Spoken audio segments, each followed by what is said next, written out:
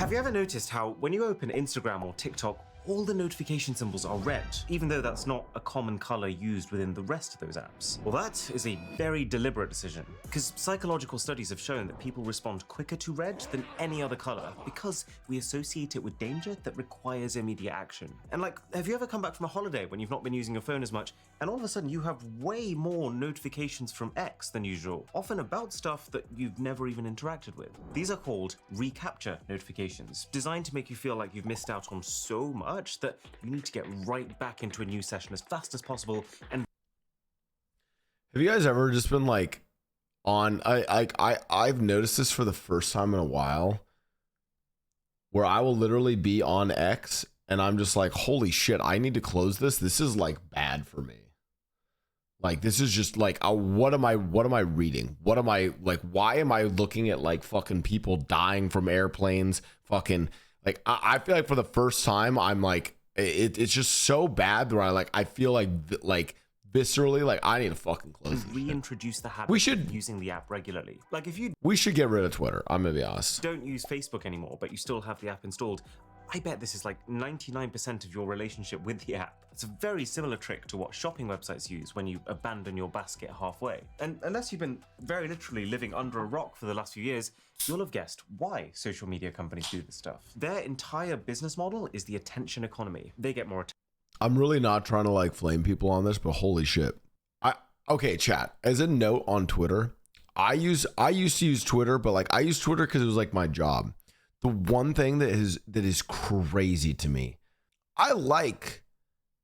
there's like a lot of content I like. You guys can see, like, I've got like some hockey. I love watching videos about hockey and like the NHL. It's really great. I could see myself tweeting about hockey or like being one of those people. Holy fuck. I started clicking on some accounts that were like, I don't know, drama-y, like, I don't know, they're pissed at streamers for doing this or that. And I clicked on these accounts and I learned that they were K-pop stans. And maybe I'm late to the game, but holy fuck, these people, being on Twitter and tweeting stuff, like, is part of my job. I get paid for it a little bit. You could not pay me to tweet that much about fucking K-pop. Attention, they get to show more. I'm sorry if you're a K-pop stan. No, you can be a K-pop stan. I'm just like, I don't think you should be posting like 50 times a day. Here's the thing. If you've seen one of the thousands of videos all about social media addiction, they tend to boil it down to dopamine. They basically say that in order to get this attention, companies have got to persistently make the user It's not just feel dopamine. Good. They've got to persistently stimulate a user's production of dopamine, the reward chemical in their So I'm guessing this video goes into it's beyond just dopamine. That is how they do this. It's a whole system. brain. But that is not the full story. Yeah. Like, I mean, for example, you know how some apps have unique notification sounds and vibration patterns? Like Slack, for instance. Clearly, Slack want you to know when you have an Dude, hearing Slack used to trigger me. Slack notifications used to trigger me. alert. But then how come apps like X don't use custom sounds and instead resort to your phone's default notification sound? I'm getting there, but the point is, the reality of what these tech companies actually do to keep you addicted is quite a lot deeper and, to be really frank, more twisted than it first seems. The psychology is very much not, oh, let's just make our app really good so people can't stop using it. So let's talk about it, and then how you can be one step ahead. So here's the thing with dopamine. The common perception is that when good things happen, your brain releases dopamine, you feel good. But dopamine isn't just triggered when good things happen. Research conducted by Dr. Robert Sapolsky, a neuroscientist at Stanford, found that when monkeys were taught that if they pulled a lever when a light came on, they would receive a treat, their dopamine levels actually spiked more when the light came on than when they actually received the treat, revealing that dopamine is in fact more involved in the anticipation of a reward. And oh shit.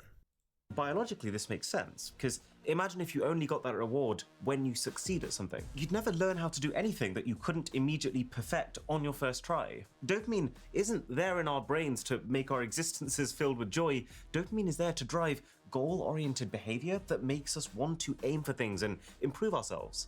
But here's the real kicker. When Sapolsky varied the experiment, randomizing the likelihood so that monkeys would only receive the treat on average 50% of the time when they pulled the lever, their dopamine levels skyrocketed to double, even though they were only receiving the reward half the time. This is called variable intermittent reward, and it's one of the most fundamental principles that social media devs use to keep you hooked. Think about your own life. Have you ever had a crush on someone, and it feels like you can't think of anything except when you're gonna get that next text from them? Now, let's say that you're in this zone and you hear a Slack work notification while you're waiting. Your brain doesn't light up because you know it's not them. Well, I guess now in my case, it actually could be because Trisha's on our team, but you get what I mean. But then let's say that you hear your phone's default notification sound. It's just like how Blau edges us with streaming schedule, gives us dopamine. Yeah, guys, this is why I don't consistently stream. I try to edge you guys with my streaming schedule. I keep you guys on your toes. It's literally that. Your heart's gonna start pumping. You'll immediately drop everything you're doing, all your priorities, and lunge for your phone, only to find it's Twitter letting you know that your friend tweeted a pic of their 6 out of 10 lunch. Bro, but the funny thing is, it's not even this. It's not Twitter letting me know. It's not Twitter letting me know. It's like, it's usually like, it's Twitter letting me know that on this day in 1989, like 150 people died in this plane crash. Or they're like, hey, this dude on fucking whatever it was, CNN, like told some dude that he hopes his pager explodes or some shit. That was crazy, by the way. If you saw that, that was fucking wild. Wow, the video is super quiet compared to your voice. Oh shit, I'm sorry. It's Twitter letting you know that your friend tweeted a pic of Why their was the 6 video out of so 10 quiet? lunch. But do you see the point? Social media doesn't addict you by always giving you something good, which is the common perception. It addicts you by making you feel like there can be something great. That if you just keep checking those notifications and keep scrolling just for that little bit longer, you might win the lottery. And so that's why many social media platforms actually specifically choose to not have their own unique notification sounds. It's to social media's advantage to have their notifications blend in with each other. It's the same way that Milo always makes the same noise for everything, no matter what the problem is, which compels me to always have to get up, go to him, and find out in case it is something serious. He knows what he's doing. Yeah, gambling. It's gambling with like your reward center, basically. And you might be thinking at this point, hey, this concept. No, TikTok shall have to post in the chat after we're done with this video, because I do want to learn about this. This is great. Oh yeah, it's called gambling, and that's not a coincidence. Now, you know where else you find variable intermittent rewards in abundance? By the way, chat, I want you guys to know, I love gambling. I think gambling is awesome, and I would love for Kick to reconsider giving me a sponsorship with Kick. Thank you so much. Slot machines. Slot machines might not look like they have the biggest stakes. I was in Vegas recently. I spent quite a while strolling around casinos, and it was fascinating because while on the betting tables where people were playing poker and blackjack, the minimum amount you could bet was between $10 and $50 per turn, depending on the time of day. On the slot machines, you could bet with as little as 5 cents. And yet, slot machines still generate over half of an average casino's revenue. How? Well, because they have been fine-tuned for decades to be the perfect attention traps. Just like social media, their profit is directly proportional to time spent on device. And just like social media, they've gotten very good at maximizing that. On a traditional slot machine, you pull a lever to spin, and just like the monkeys in Sapolsky's experiment, you're fed with a variable intermittent reward. You have no idea when you're going to win big. All you know is that if that lever is pulled enough times, then eventually at some point in the future, it will pay off with a large jackpot. And so it makes it really hard to walk away from, even if you might have to spend 10 times as much as the jackpot amount to actually win it. Now, where do you notice that exact same action and feeling? Oh yeah, refreshing your feed on a social platform. There's something more exciting and, oh, come on, this time for sure, about pulling that screen down to refresh than just clicking a refresh button. How often do you find yourself... Wait, okay, now this is what, do you guys refresh your feeds? I don't think I refresh my feeds. I don't think I've ever done that. Maybe, but I've been trying to be off social media more. ...of just going for one more spin. I'm not going to lie to you, sometimes I do this actually. Oh, you guys do? Because of how tactile and responsive they've made the feeling of it. And yes, that is not an accident either. And slot machines have only gotten better over time at engineering your attention. Nowadays, they are so intelligent, they give people options of how to gamble, to give them the illusion of control, which makes them take bigger risks. When people face big losses and are ready to leave, the machines kick up and start teasing them with very near misses, making them feel like they're working towards a goal and they're now so close to getting it. And the machines are nowadays, they're also processing in real time. New slot machines are fitted with powerful chips that can subtly manipulate the odds as you play to keep the up and down smoother, to make sure you stay on the device as long as possible. Trust me, the more you look into it, the scarier it gets. But I don't fuck with slots. I actually think it's why like the online slots that everyone plays on Kick, like it's why like listen, as much as I think real slots are fucked, it makes me terrified of like stake slots. Like that shit's got to be just so in fucked. the exact same way, social feeds are using the exact same type of highly secretive, highly complex algorithms to decide what content to show you to keep your attention for as long as possible. And probably the worst current offender of this is X. Ever since Elon Musk bought the platform, researchers have found, with what you and I already see on our timelines every day, that the new algorithm is designed to actively promote content that will make you angry and disgusted, and therefore more likely to engage and keep scrolling. It's slowly deprioritizing. I feel like for me though, X was so I noticed this. Okay, so I'm glad that I'm glad it's not just some, you know, fallacy where I thought I was noticing this and it's not true. I think X got so bad though that I don't spend as much time on it. I think X got so bad that I hit it on my phone and I try to only use it for like go live tweets. What you came on. Yeah, dude, it literally refreshes X. Oh, murder. Oh, fucking plane crash. By the way, it is so insufferable right now with the election going on. It's fucking insane. On there to see in the first place, and prioritizing the sticky web that's going to keep you on there for as long as possible, to the point where, I mean, normal comment sections barely even exist anymore. When you click a public post and scroll down, you're essentially just in yet another feed within the feed. But here is where it gets really.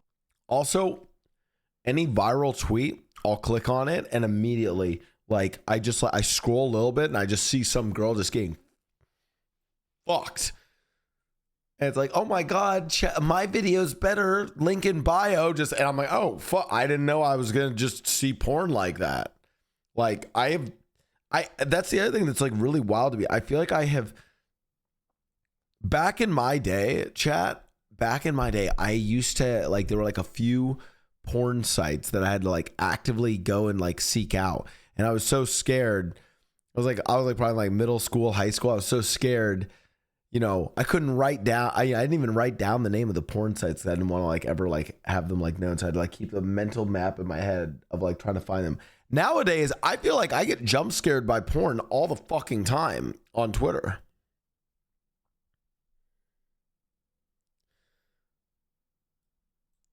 That's so bad.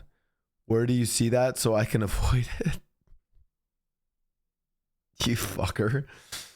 Bro, any of this shit, man, it's all over the place. Dark. Because it goes beyond the slot machines. Casinos themselves are designed to eliminate any and all stimuli that might prompt someone to make a choice outside of their games. Because if you can make a choice, then you can choose to leave.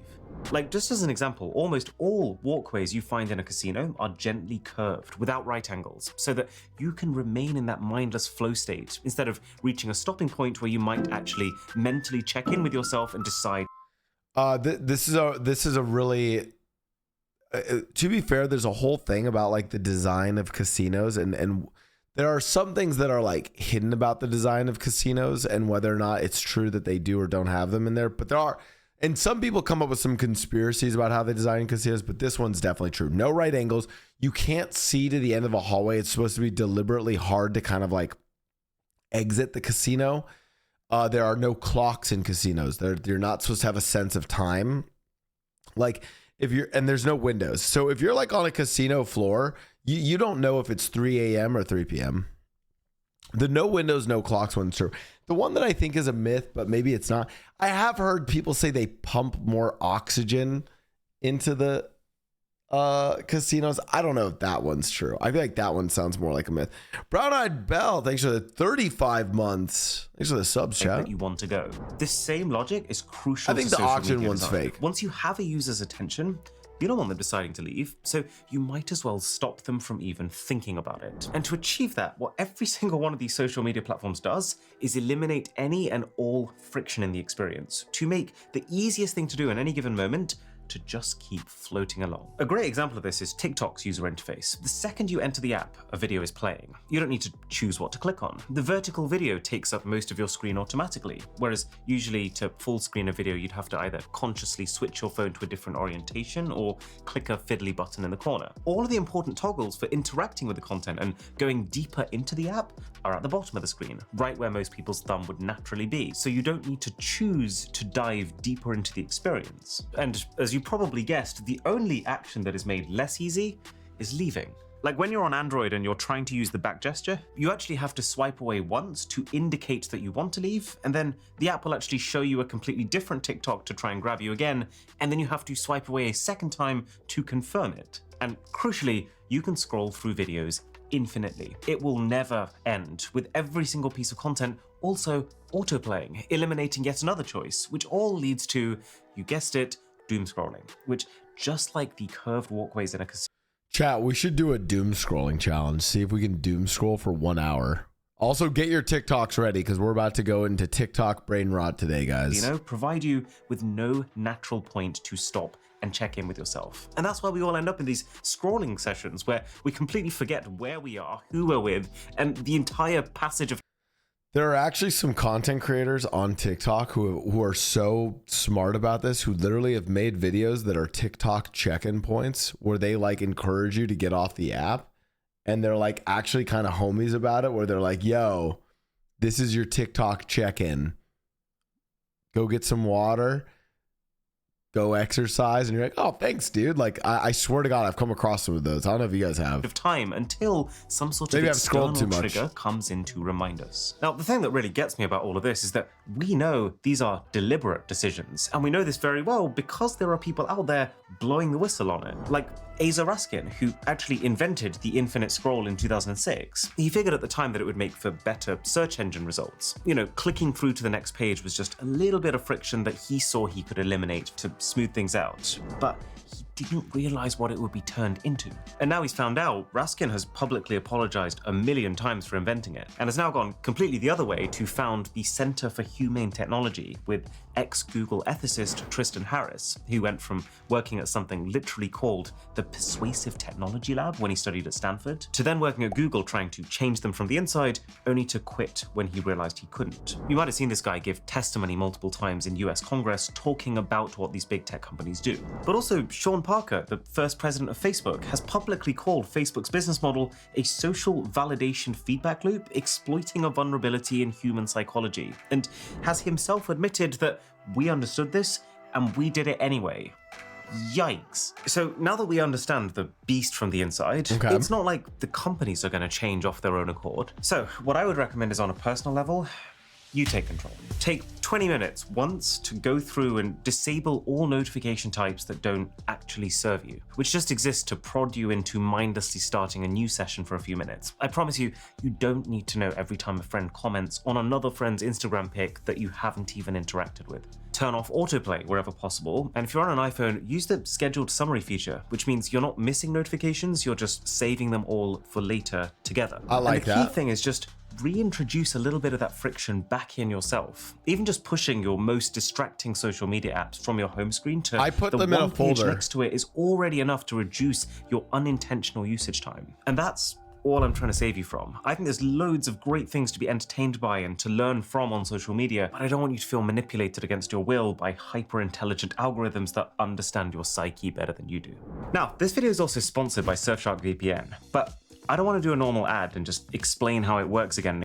Wait, Surfshark? Wait, so we can scroll more? Again. I just want to show you one image. This one image explains basically everything you need to know. One Surfshark account supports unlimited devices, others don't. Surfshark has one of the highest number of server locations, which gives you access to more countries and privately, higher true. speeds. And Surfshark has a ton of other safety features which complement the VPN, and they're all included in that one price, which also happens to be rock bottom. With the code BOSS, Surfshark VPN is stupendously cheap right now. It's $2.09 a month with an extra 4 months for free and a 30-day money-back guarantee if you don't, for some reason, find it Whose YouTube channel was this?